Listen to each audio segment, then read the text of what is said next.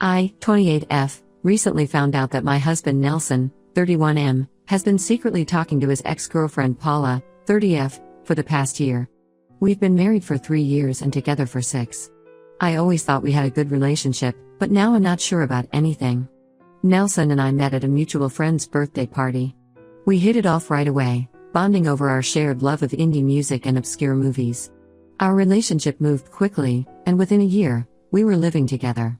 Nelson proposed on our 2nd anniversary, and we got married 6 months later. It was a small, intimate ceremony with just our closest friends and family.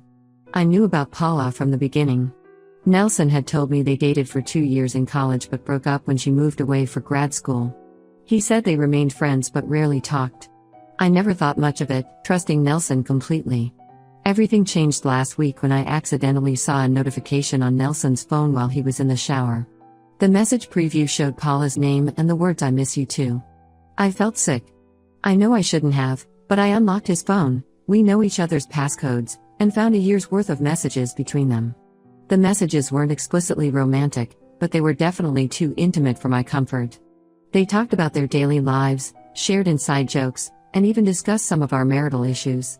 Nelson had been complaining to Paula about things he never mentioned to me, like feeling stressed at work or thinking I was too controlling sometimes. I confronted Nelson as soon as he got out of the shower. He tried to brush it off at first, saying Paula was just a friend and I was overreacting. But when I told him I had read their messages, he got defensive and angry. He accused me of invading his privacy and said I was being paranoid. We argued for hours. Nelson insisted nothing was going on between him and Paula, but he couldn't explain why he had kept their communication a secret from me. He said he didn't tell me because he knew I would freak out and make a big deal of it. I felt like I was losing my mind. Was I really overreacting, or was Nelson trying to manipulate me? I asked Nelson to stop talking to Paula, but he refused. He said I was being controlling and that he had a right to have female friends. I told him it wasn't about her being female, it was about her being his ex and him hiding their relationship from me. He just wouldn't see my point of view. The next day, I called my best friend Lisa, 29F, and told her everything. Lisa and I have been friends since high school, and she's always been my voice of reason. She was furious on my behalf and said Nelson was definitely in the wrong.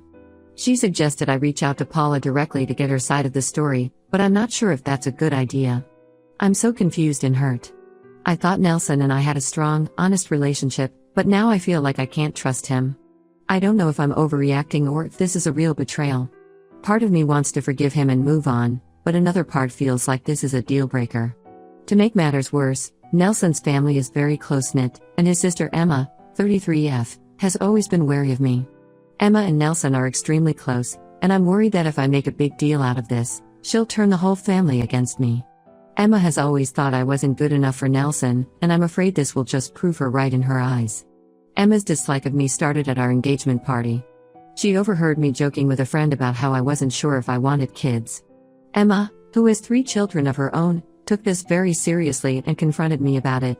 I tried to explain that it was just a joke and that Nelson and I hadn't made any firm decisions about children yet, but she's held it against me ever since. She's always making little comments about how I'm not family-oriented enough for Nelson. I've been staying with Lisa for the past few days to clear my head.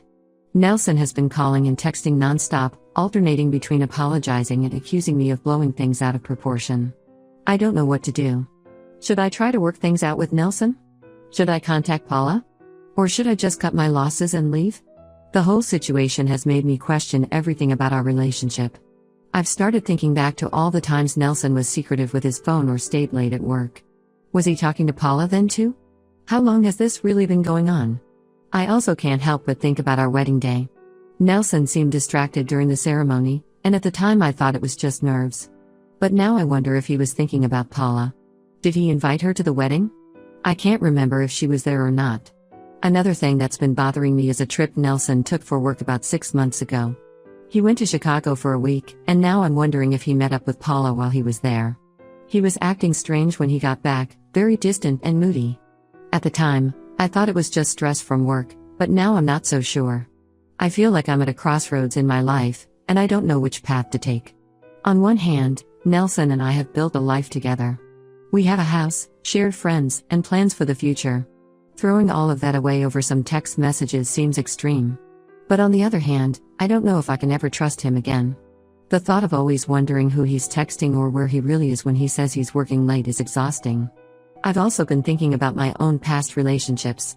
Before Nelson, I was in a long-term relationship with a guy who cheated on me multiple times. I thought I had worked through those trust issues, but this situation with Nelson has brought all those old feelings back to the surface. I'm scared of being that girl who gets cheated on again.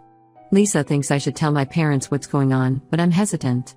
My parents love Nelson, and I know they'll be devastated if we split up. Plus, I'm embarrassed to admit that my marriage might be failing after only 3 years. I feel like I've let everyone down somehow. I've been trying to keep myself busy to avoid dwelling on the situation too much. I've thrown myself into work, picking up extra projects and staying late at the office. My coworkers have noticed that something's off, but I haven't told anyone at work what's going on yet. I'm afraid if I start talking about it, I'll break down. Any advice would be appreciated. I feel lost and alone, and I don't know how to move forward from here. Update when it's been 2 weeks since my last post, and things have taken an unexpected turn.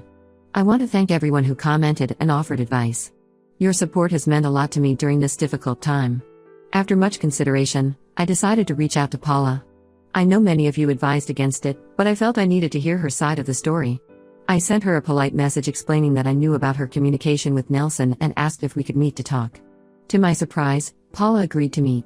We met at a cafe, and what she told me left me speechless. Apparently, Nelson had been lying to both of us. He told Paula that we were separated and in the process of getting divorced. He had been telling her that he wanted to rekindle their relationship but needed time to finalize things with me.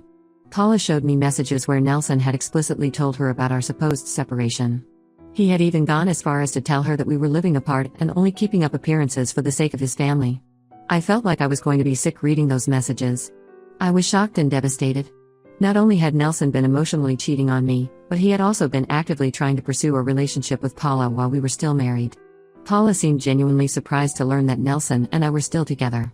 She apologized profusely and said she never would have continued talking to Nelson if she had known the truth. Armed with this new information, I confronted Nelson. At first, he tried to deny everything, but when I showed him screenshots of his messages to Paula, he broke down. He admitted to everything, the lies, the emotional affair, and his intentions to leave me for Paula. Nelson begged for forgiveness, saying he had made a huge mistake and that he really loved me. He claimed he got caught up in the excitement of reconnecting with Paula but realized he didn't want to lose me. I was too hurt and angry to even consider forgiveness at that point. I packed my bags and moved in with Lisa permanently. Nelson's family, especially Emma, has been blowing up my phone. Emma left me a nasty voicemail, accusing me of driving Nelson away and saying I was never good enough for him anyway. It's clear they don't know the full story, and Nelson has probably twisted the narrative to make himself look better. I've been struggling with whether to tell Nelson's family the truth. Part of me wants to clear my name, but another part just wants to wash my hands of the whole situation. Lisa thinks I should expose Nelson's lies, but I'm not sure if it's worth the drama. In the midst of all this, I received a surprising message from Josh, 32M, an old friend from college. Josh and I had dated briefly in our sophomore year but decided we were better as friends. We lost touch after graduation, but he had heard through mutual friends that I was going through a tough time and reached out to offer support. We've been talking a lot, and it's been nice to have someone to lean on who isn't directly involved in the situation. The past 2 weeks have been a roller coaster of emotions. Some days I feel strong and empowered, ready to move on with my life. Other days, I can barely get out of bed. I've been having trouble sleeping and eating, and Lisa is starting to worry about me. I've also been dealing with practical matters. I went back to our house when Nelson was at work to collect more of my things. It was surreal being in the space we had shared, seeing all the little reminders of our life together. I found myself sitting on our bed, holding the stuffed animal Nelson had won for me at a carnival on our second date, and just crying. I've been trying to keep busy at work, but it's been difficult to concentrate. My boss noticed that something was off and called me into his office. I ended up breaking down and telling him everything. To my surprise, he was incredibly understanding and offered me some time off if I needed it. I'm considering taking a week or 2 to clear my head and figure out my next steps. Financially, I'm in a bit of a bind. Nelson and I shared all our accounts, and I'm worried about what will happen if we separate. I've made an appointment with a lawyer to discuss my options, but the thought of going through a divorce is overwhelming. I'm still processing everything that's happened. I feel betrayed, angry, and sad, but also relieved in a way. At least now I know the truth.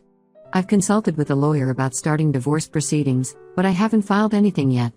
I'm taking some time to focus on myself and figure out what I really want. Thank you all again for your support. I'll update again when I have more news. Update 2. It's been a month since my last update, and a lot has happened. I want to thank everyone again for their support and advice. It's been incredibly helpful during this difficult time. After much deliberation, I decided to tell Nelson's family the truth about what happened. I couldn't stand the thought of them believing I was the one who ruined the marriage. I sent a detailed email to his parents and siblings, including screenshots of Nelson's messages to Paula as proof. The response was mixed. Nelson's parents were shocked and disappointed in him. They reached out to apologize to me and offered their support. They said they had no idea Nelson was capable of such deceit and that they were heartbroken for both of us. Nelson's father even offered to help me financially if I needed it during the separation. Emma, on the other hand, doubled down on her hostility. She accused me of fabricating evidence to smear Nelson's name and said I was trying to turn the family against him. She sent me a long, angry email detailing all the ways she thought I had failed as a wife and how I had driven Nelson to seek comfort elsewhere. It hurt, but I realized I couldn't control how she chose to see the situation. Meanwhile, Nelson has been trying everything to win me back. He's sent flowers, written letters, and even showed up at Lisa's place unannounced, which resulted in Lisa threatening to call the police. He claims he's started therapy to work on his issues and begs for another chance. He says he realizes now that he was taking me for granted and that losing me has made him see how much he truly loves me. Part of me is tempted. We did have good times together, and the thought of throwing away 6 years of history is daunting. But every time I start to soften, I remember the lies and the betrayal, and I know I can't trust him anymore. In an unexpected twist, Paula reached out to me again. She felt guilty about her role in the situation and wanted to make amends. We've actually started to form a friendship of sorts. It's strange, but it's nice to have someone who understands exactly what I've been through. Paula has been incredibly supportive and has even offered to testify on my behalf if the divorce gets messy. As for Josh, we've been spending more time together. It started as just friendly support, but I can feel something deeper developing. We've been going for coffee, taking walks in the park, and just talking for hours. It's nice to feel appreciated and respected again. Josh is patient and understanding about my situation, and he's not pushing for anything more than I'm ready for. I've officially filed for divorce. It was a hard decision, but I know it's the right one for me. Nelson didn't take it well when he was served the papers. He's been alternating between begging me to reconsider and lashing out in anger. He's threatened to make the divorce as difficult as possible if I don't agree to try counseling with him. I'm focusing on rebuilding my life now. I've started a new hobby, painting. I find it therapeutic, and it's helping me process my emotions. I'm also considering a career change. This whole experience has made me realize life is too short to stay in a situation that doesn't make me happy, and that includes my job. Update 3. It's been 6 months since my last update, and I'm finally starting to feel like myself again. The divorce was finalized last month, and it feels like a weight has been lifted off my shoulders. Nelson fought the divorce every step of the way, making the process much more difficult and drawn out than it needed to be. He continued to alternate between begging for reconciliation and lashing out in anger. There were times when I almost gave in, especially when he brought up all our shared memories and plans for the future. But I stayed strong, reminding myself of the betrayal and the fact that I deserved better. In the end, the evidence of his emotional affair worked in my favor, and I got a fair settlement. I kept our house, which was important to me as I had put a lot of work into making it our home. Nelson got to keep his car and most of our shared savings, which I was okay with as long as I got to keep the house. Emma, Nelson's sister, eventually came around after Nelson's behavior during the divorce proceedings showed his true colors. She reached out to apologize for not believing me initially. She admitted that she had always been protective of Nelson and had a hard time accepting that he could do something like this. While we're not close, it's nice to have cleared the air. Paula and I have maintained our unexpected friendship. She's been a great support throughout this process, and we've bonded over our shared experience of Nelson's deception. We meet up for coffee regularly, and she's become someone I can truly confide in. It's strange how life works out sometimes. As for Josh, our relationship has continued to grow. We're officially dating now, and it's been wonderful. He's patient, understanding, and respects my boundaries. It's refreshing to be with someone who values honesty and open communication. We're taking things slow, but I'm excited about our future together. I've made some big changes in my life. I quit my old job and started my own small business doing freelance graphic design. It's been challenging but incredibly rewarding. I've always had a passion for design, and it feels great to be my own boss.